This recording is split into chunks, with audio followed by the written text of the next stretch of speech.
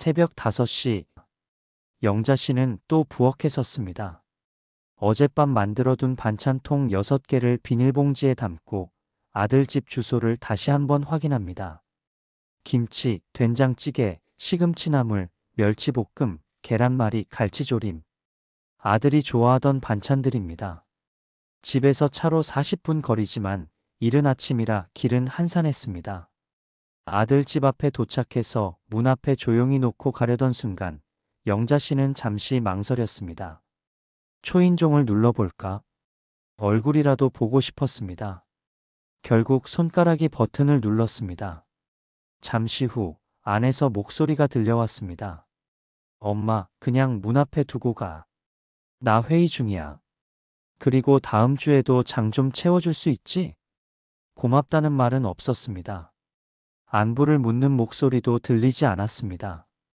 영자 씨는 그 자리에 잠시 서 있다가 천천히 엘리베이터 쪽으로 걸음을 옮겼습니다. 엘리베이터 안에서 거울에 비친 자신의 얼굴을 보았습니다. 언제부터 이렇게 늙었을까? 손등의 주름, 허리를 펼 때마다 느껴지는 묵직함. 자신도 이제 돌봄이 필요한 나이가 되었다는 걸 문득 깨달았습니다. 집으로 돌아오는 길, 창밖을 보며 생각에 잠겼습니다. 언제부터였을까요? 내가 해주는 모든 일이 그저 당연한 일처럼 받아들여지기 시작한 게. 결혼 비용을 보태줄 때는 눈물 흘리며 고맙다고 했었습니다. 전세 보증금을 마련해 줄 때는 절을 하다시피 했었습니다. 손주를 봐주러 매주 왕복 2시간을 달려가기 시작했을 때도 처음 몇 달은 미안해하는 기색이 있었습니다. 하지만 요즘은 달랐습니다. 고맙다는 말보다 다음 부탁이 먼저 들려왔습니다. 반찬이 떨어지기도 전에 다음 주 일정을 물어왔고 도와준 일이 끝나기 무섭게 또 다른 부탁이 기다리고 있었습니다. 어느 심리학자는 이렇게 말했습니다. 도움을 반복해서 받으면 어느 순간 그 도움이 감사의 대상이 아니라 기본값처럼 느껴진다고. 마치 공기처럼, 수돗물처럼 늘 거기 있어야 하는 것처럼 여겨진다고. 영자 씨는 자신이 그렇게 된 것 같다는 생각을 지울 수 없었습니다. 나는 언제부터 공기처럼 당연한 존재가 되었을까? 왜 나는 해줄수록 더 외로워지는 걸까? 혹시 여러분도 비슷한 경험을 해보신 적 있으신가요? 자식을 위해 해준 일들이 어느 순간부터 의무처럼 느껴지기 시작한 순간 말입니다. 한 번쯤 생각해 보셨을 겁니다. 내가 이렇게까지 해줘야 하나? 이건 너무 과한 거 아닌가? 하지만 그 질문 끝에는 늘 같은 답이 따라왔을 것입니다. 그래도 자식인데? 그래도 내가 안 해주면 누가 해주겠어? 그렇게 스스로를 설득하고 다시 지갑을 열고 다시 시간을 내고 다시 몸을 움직였습니다. 오늘 우리는 바로 이 질문 앞에 함께 서보려 합니다. 언제부터 내 선의가 당연한 일로 바뀌었는지, 그리고 어떻게 하면 사랑을 지키면서도 나를 지킬 수 있는지를 함께 생각해 보려 합니다. 60대 후반의 영자 씨에게는 평생 되뇌어온 주문이 하나 있었습니다. 그래도 자식인데?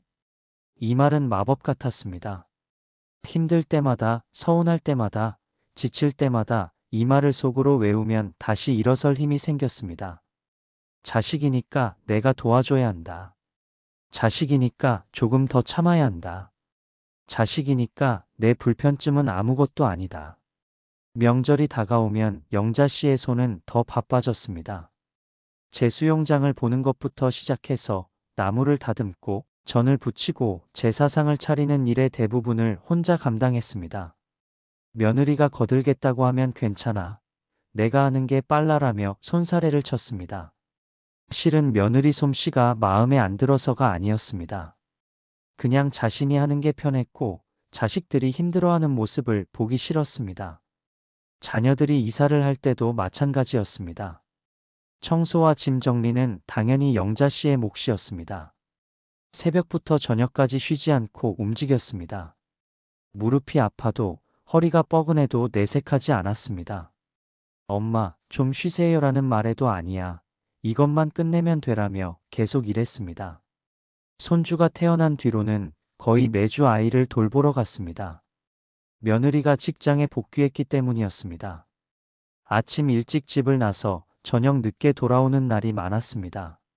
손주는 사랑스러웠지만 체력적으로는 버거웠습니다. 밤에 집에 돌아오면 온몸이 쑤셨고 다음 날 아침 일어나는 것조차 힘들 때가 많았습니다. 그럴 때마다 스스로를 다독였습니다. 자식들이 힘들어하니까 내가 도와주지 않으면 누가 돕겠어. 며느리는 직장일도 바쁘고 아들은 야근이 잦으니까 나라도 해줘야지. 돌아오는 말은 대부분 이런 식이었습니다. 엄마, 이번에도 좀 부탁해. 엄마가 해주면 제일 잘 되잖아. 엄마 아니면 누구한테 부탁하겠어.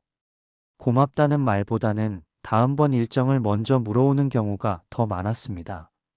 처음에는 필요한 사람이 되었다는 사실이 뿌듯하기도 했습니다. 하지만 시간이 지날수록 그 뿌듯함은 무거운 짐으로 바뀌어 갔습니다. 가끔 서운함이 목까지 차올랐습니다.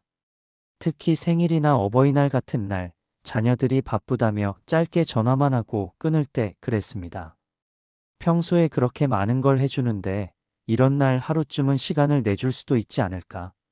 그런 생각이 들 때마다 영자 씨는 속으로 자신을 꾸짖었습니다. 내가 너무 속 좁은 건가? 이 정도는 해줄 수 있는 거 아닌가?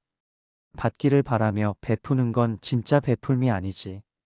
그렇게 스스로를 다그치다 보니 마음은 점점 더 무거워졌고 몸은 점점 더 지쳐갔습니다. 사랑이라는 이름으로 자신의 한계를 넘어서는 일이 반복될수록 영자 씨는 조금씩 고립되어 갔습니다. 친구들과의 약속은 자주 미뤄졌습니다. 미안해, 이번 주는 손주 봐줘야 해서 다음에 만나자. 아들 이사 도와줘야 해서. 그렇게 약속을 미루다 보니 어느새 연락이 뜸해진 친구들도 생겼습니다. 자신을 위한 시간은 거의 남지 않았습니다. 하고 싶던 취미 활동도, 가보고 싶던 여행도, 배워보고 싶던 것들도 모두 미뤄졌습니다. 영자 씨는 누군가를 위해 존재하는 사람이 되어 있었지만 정작 자기 자신으로 존재하는 시간은 사라지고 있었습니다. 변화는 예고 없이 찾아왔습니다. 어느 토요일 오후 영자 씨는 평소처럼 손주를 돌보고 있었습니다. 돌이 갓 지난 손주는 걸음마를 시작한 참이었고 눈을 뗄 수 없는 시기였습니다. 아이가 소파에서 떨어질 뻔해 영자 씨가 재빨리 안아 올렸습니다. 그 순간 허리에서 뭔가 끊어지는 듯한 통증이 밀려왔습니다. 그대로 주저앉았습니다. 손주를 바닥에 내려놓는 것조차 힘들었습니다. 옆방에서 설거지를 하던 며느리가 이상한 소리를 듣고 달려왔습니다. 어머니, 괜찮으세요? 놀란 며느리가 급히 남편에게 전화를 걸었고 그들은 영자 씨를 응급실로 데려갔습니다.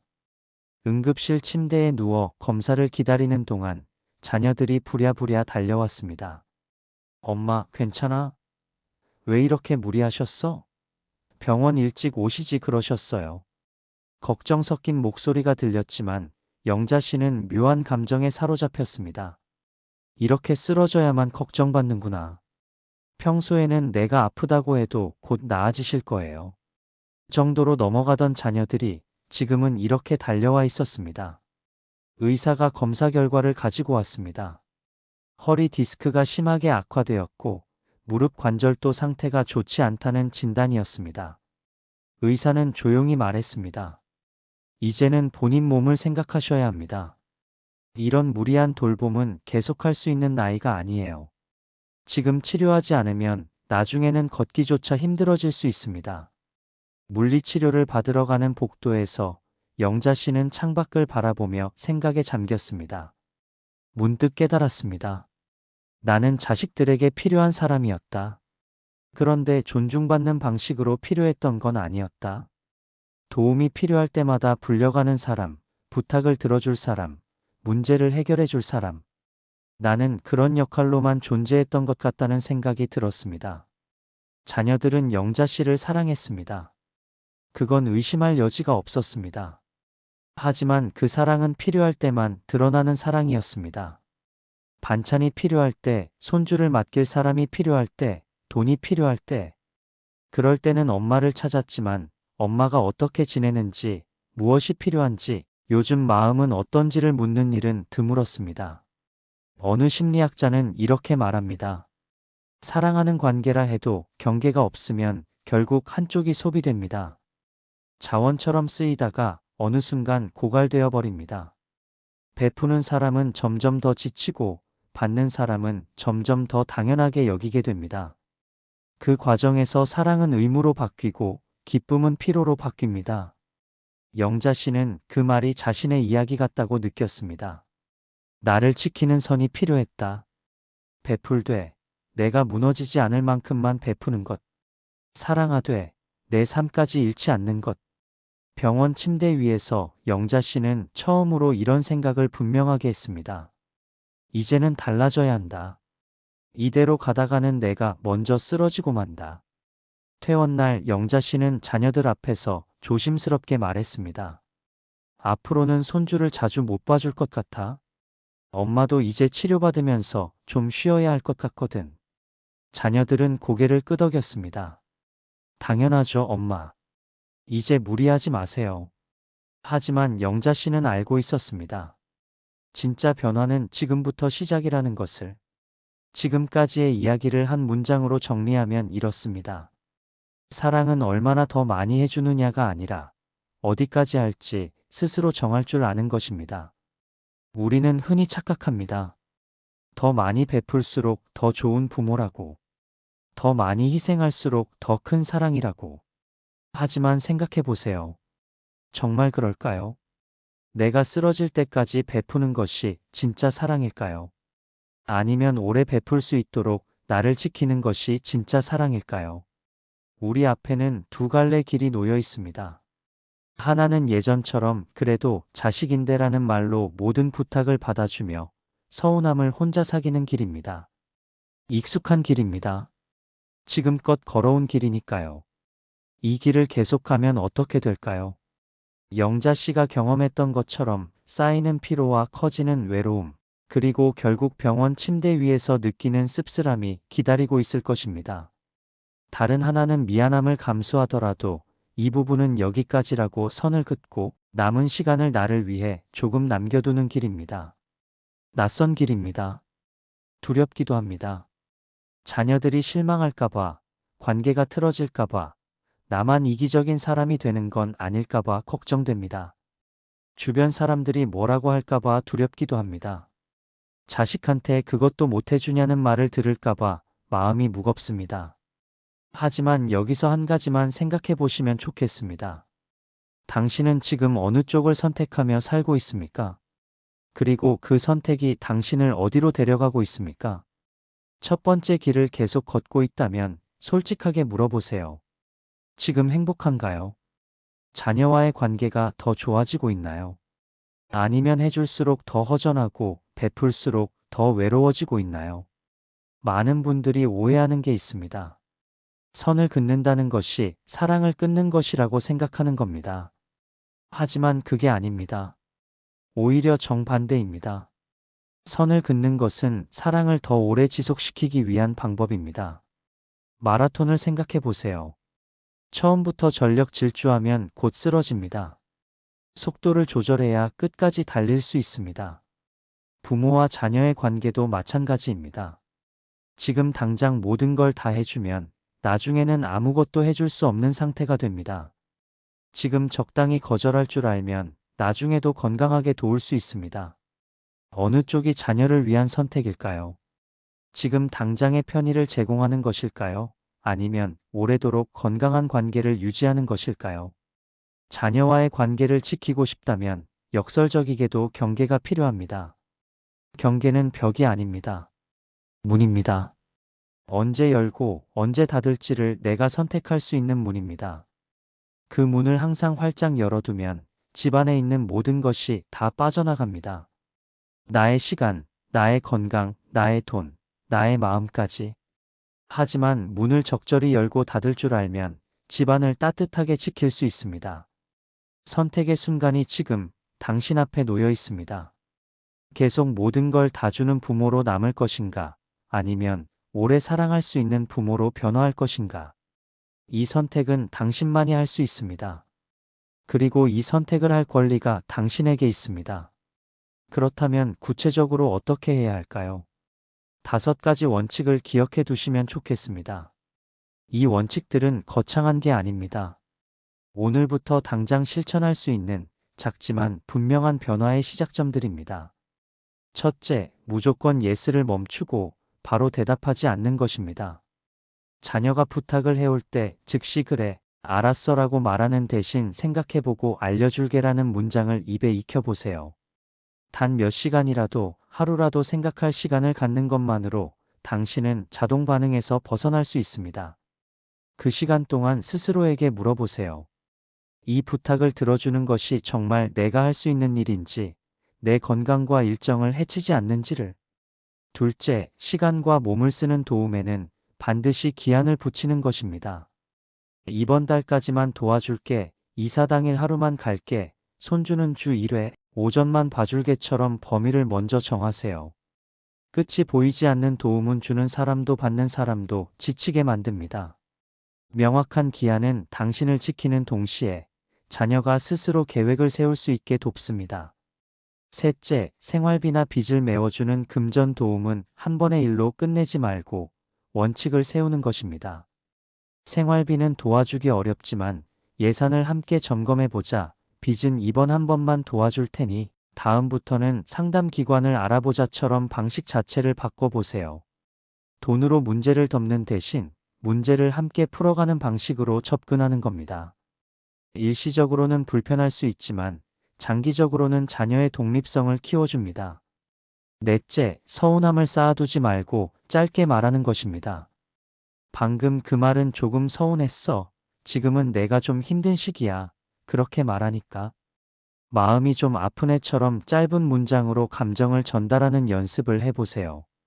서운함은 쌓일수록 터지기 쉽습니다. 작은 불씨일 때 끄는 게 낫습니다.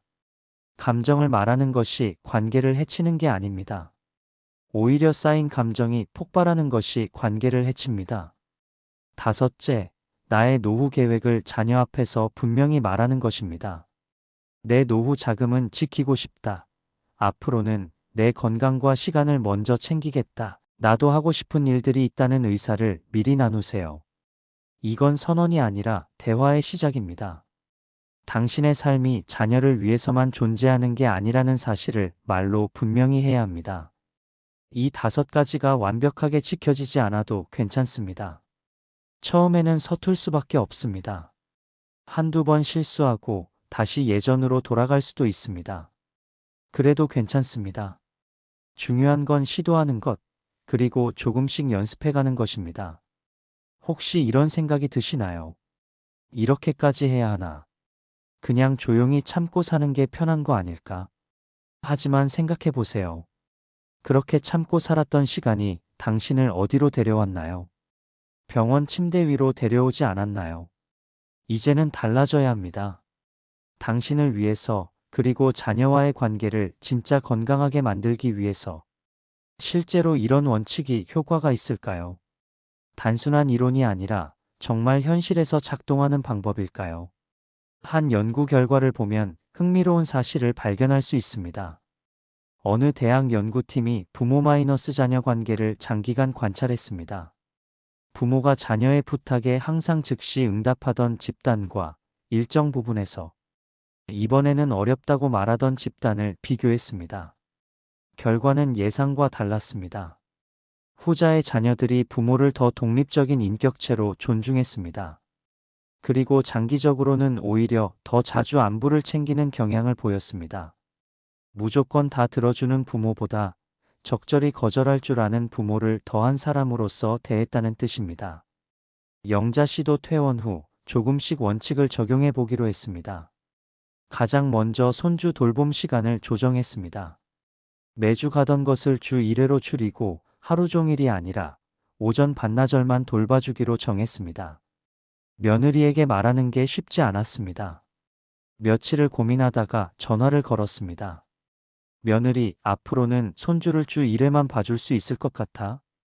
병원에서 무리하지 말라고 해서. 전화기 너머로 잠시 침묵이 흘렀습니다. 아, 네. 그러세요. 어머니 건강이 우선이죠. 며느리의 목소리는 조금 굳어 있었습니다.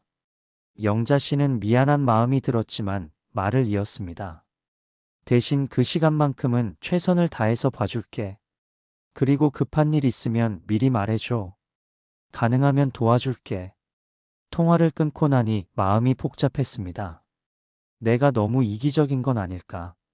하지만 비워진 시간을 다른 방식으로 채우기 시작했습니다. 동네 걷기 모임에 나가기 시작했습니다. 오랜만에 만난 동년배 친구들과 함께 걷는 시간이 생각보다 즐거웠습니다.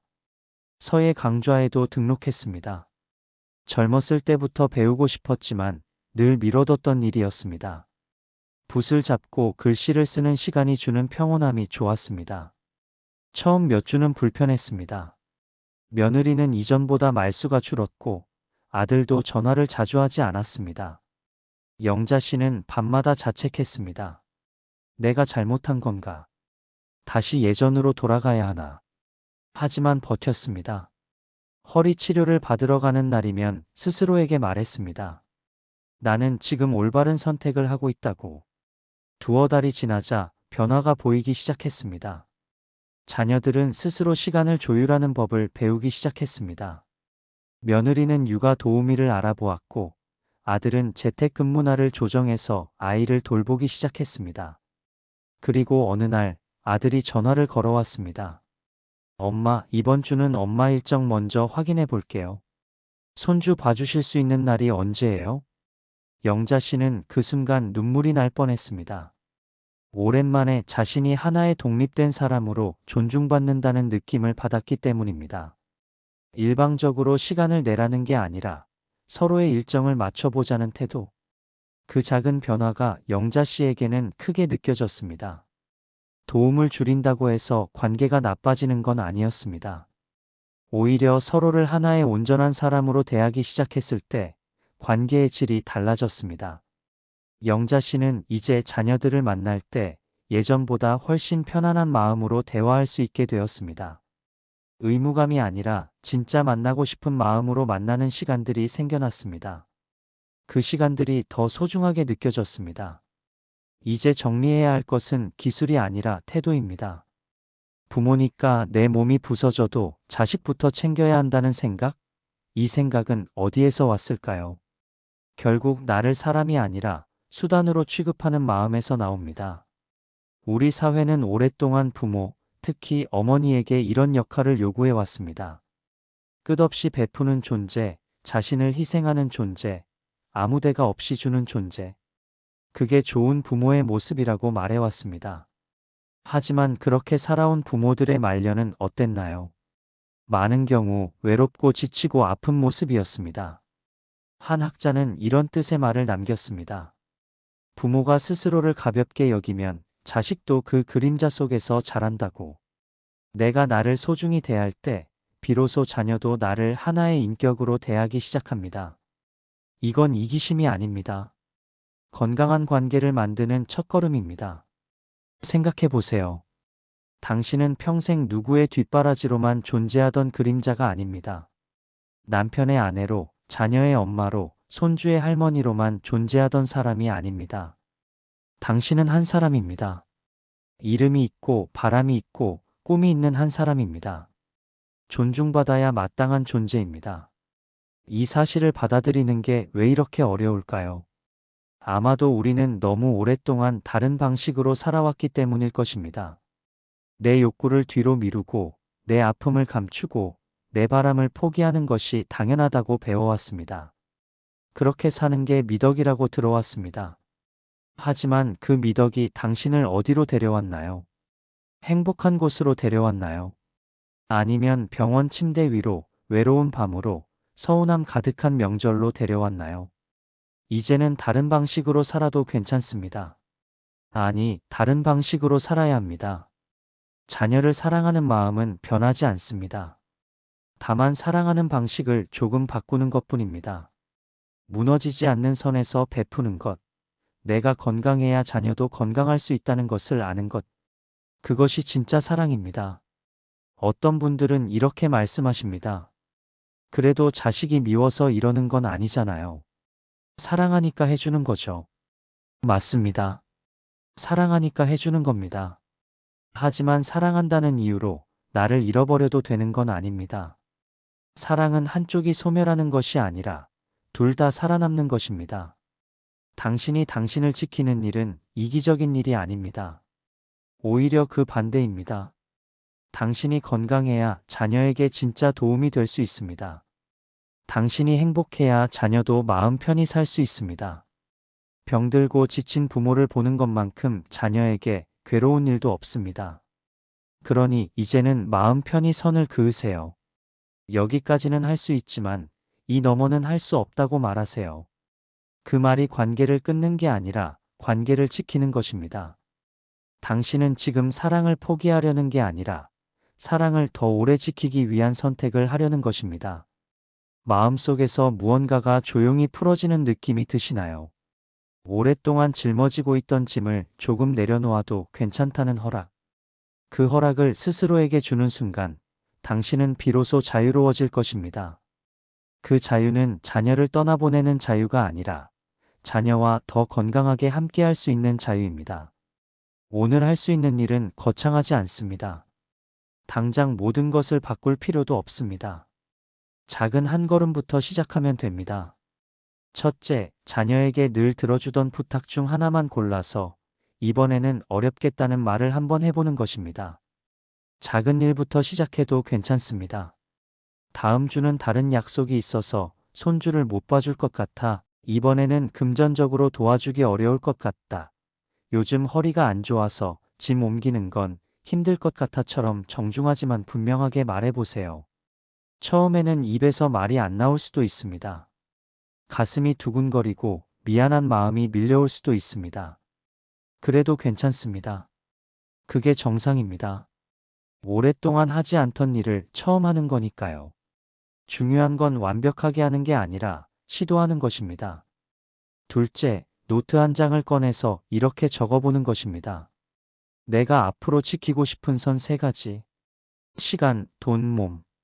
이 3가지 항목 옆에 각각 한 줄씩만 원칙을 써넣어 보세요. 예를 들어 이렇게요. 손주 돌봄은 주 1회 오전까지만, 노후 자금 통장은 건드리지 않기, 내 건강검진은 미루지 않고 정기적으로 받기. 거창할 필요 없습니다. 구체적이고 실천 가능한 문장으로 적으면 됩니다. 이 노트는 당신이 흔들릴 때 다시 볼 수 있는 나침반이 될 것입니다. 자녀가 부탁을 해올 때, 미안한 마음이 밀려올 때, 다시 예전으로 돌아가고 싶을 때, 그때 이 노트를 펼쳐보세요. 내가 왜 이 선택을 했는지, 무엇을 지키려고 했는지를 다시 확인할 수 있을 것입니다. 셋째, 스스로에게 조용히 말해주는 것입니다. 나는 이미 충분히 많이 베풀었다. 남은 시간은 나와 자녀 모두의 삶이 건강해지도록 쓰겠다. 이 말을 소리내어 해보세요. 혼자 있을 때 거울을 보면서 또는 산책을 하면서. 처음에는 어색하고 이상하게 느껴질 수도 있습니다. 하지만 몇 번 반복하다 보면 이 말이 점점 진짜처럼 느껴질 것입니다. 그리고 그 말을 믿기 시작하는 순간 당신의 태도도 조금씩 바뀌기 시작할 것입니다. 당신은 노후에 인색해지는 사람이 아닙니다. 사랑을 더 오래 지키기 위해 현명해지는 사람입니다. 자녀를 버리는 게 아니라 자녀와 더 건강한 관계를 만들어가는 사람입니다. 그 선택을 할 수 있는 지금의 당신을 진심으로 응원합니다. 당신이 자신을 지키는 일은 결국 당신이 사랑하는 사람들을 지키는 일이기도 합니다. 건강한 당신이 있어야 오래도록 자녀 곁에 있을 수 있습니다. 행복한 당신이 있어야 자녀도 마음 편히 자기 삶을 살 수 있습니다. 오늘 작은 한 걸음을 내딛어 보시길 바랍니다. 그 한 걸음이 두렵고 낯설더라도 그 방향은 틀리지 않았습니다. 당신은 지금 올바른 길을 걷고 있습니다. 나를 지키면서도 자녀를 사랑하는 길, 베풀되 무너지지 않는 길, 관계를 지키면서도 나를 잃지 않는 길. 그 길 위에서 당신을 응원합니다. 그리고 이 이야기가 떠오르는 분이 주변에 계시다면 그분께도 전해주시면 좋겠습니다. 우리 모두 조금씩 배우고 조금씩 나아가면 됩니다. 완벽하지 않아도 괜찮습니다. 시도하는 것만으로도 이미 충분히 용기 있는 일입니다.